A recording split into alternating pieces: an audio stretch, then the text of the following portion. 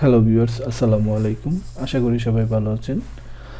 গত ভিডিওতে আমরা দেখেছিলাম এডিট টুলস কী কী এবং সেগুলো কিভাবে ইউজ করতে হয়। আজকে আমরা দেখব কনস্ট্রাকশন টুলস। তো এটা হচ্ছে গিয়ে কনস্ট্রাকশন টুলবারটা, ঠিক আছে। এখানে কয়েকটা টুলস আছে। সো এই টুলসগুলো আমরা কিভাবে মডেলিংয়ের ক্ষেত্রে ইউজ করব এবং কি এগুলোর প্রয়োজন কী সেটা আজকে আমরা দেখব। তো প্রথমেই হচ্ছে গিয়ে আপনাদের টেপ মেজার টুল।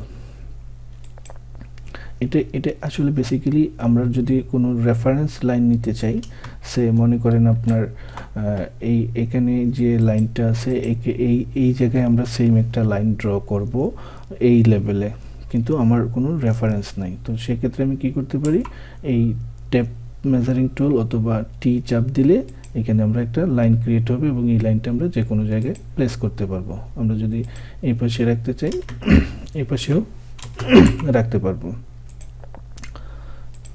সো তারপরে আমরা এখানে ইজিলি লাইন, রেক্টেঙ্গেল এই রেফারেন্সে আমরা ইউজ করতে পারবো। আচ্ছা, তারপর হচ্ছে গিয়ে ডাইমেনশন টুল। এটা দিয়ে আমরা তো স্বাভাবিক বুঝতেই পারতেছেন যে আমরা মেজার যে কোনো স্পেসে আমাদের যে কোনো একটা অবজেক্টের মেজারমেন্ট নেওয়ার জন্য আমরা এটা ইউজ করব। সেটা কীভাবে, জাস্ট এখান থেকে ক্লিক করে আমরা যে কোনো যে জায়গার মেজারমেন্ট নিতে চাই সেই মেজারমেন্টটা নিতে পারবো যে এটা আমার কতটুকু আছে। আচ্ছা, তারপর হচ্ছে গিয়ে প্রোট্রেক্টর।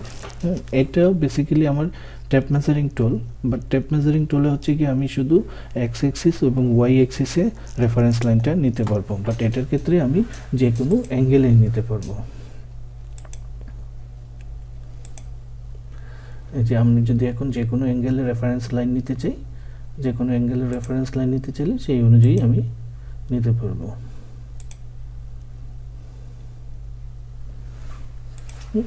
এইভাবে।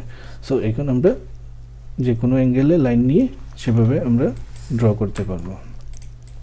আমি আবার যদি আপনাকে দেখি এটা দেখাই,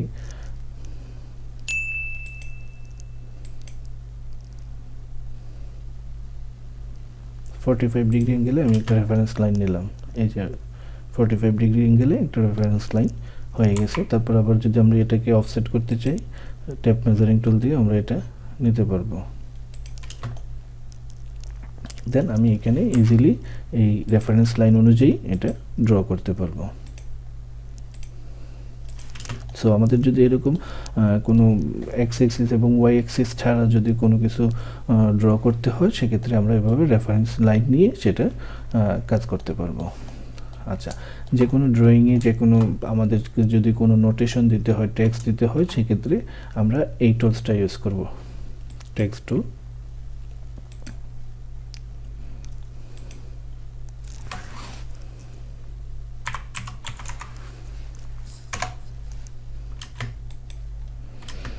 আপনারা দেখতে পাচ্ছেন আমি জাস্ট অ্যারো দিয়ে এটা এখানে একটা টেক্সট বা নোটেশন আমরা এখানে ইউজ করতে পারবো। আচ্ছা, তারপর হচ্ছে গিয়ে এক্সিস তো আপনারা বুঝতে পারছেন, যদি এক্সিসটা আমাদের এক্সিসটা হচ্ছে গিয়ে এক্স, ওয়াই এবং জেড। সো এক্সিস যদি আমাদের কোনো কারণে মুভ হয়ে যায়, সো এটা দিয়ে আমরা ইউজ করতে পারবো। আচ্ছা, তারপর হচ্ছে গিয়ে text tool, 3D text tool. So আমরা যদি এখন কোনো সারফেসে এই জায়গায় আমি কিছু টেক্সট লিখবো, সেক্ষেত্রে আমি কিভাবে লিখতে পারবো, এই 3D টেক্সট টুলটা আমরা ইউজ করতে পারবো। সো আমি এখানে কি লিখবো, কোনো কিছু লিখলাম, এখানে আমরা ফন্ট চেঞ্জ করতে পারবো, পজিশন চেঞ্জ করতে পারবো, হাইট, টেক্সটের হাইট কতটুকু হবে, বোল্ড হবে না রেগুলার হবে, ওটাবার এটা দিয়ে আমি এই প্লেস করব টেক্সটটাকে। সো আমি এইখানে প্লেস করে দিলাম। আপনারা দেখতে পাচ্ছেন এখানে টেক্সটটা হয়ে গেল। সো আশা করি কনস্ট্রাকশন টুলটা আপনারা বুঝতে পেরেছেন। এই টুলসগুলোই আমাদের প্রতিনিয়ত মডেলিং করতে গিয়ে প্রয়োজন হবে। ভিডিওটা ভালো লাগলে অবশ্যই একটা লাইক দিবেন এবং চ্যানেলটা সাবস্ক্রাইব দিয়ে পাশে থাকবেন। সবাইকে ভালো থাকবেন। আল্লাহ হাফেজ।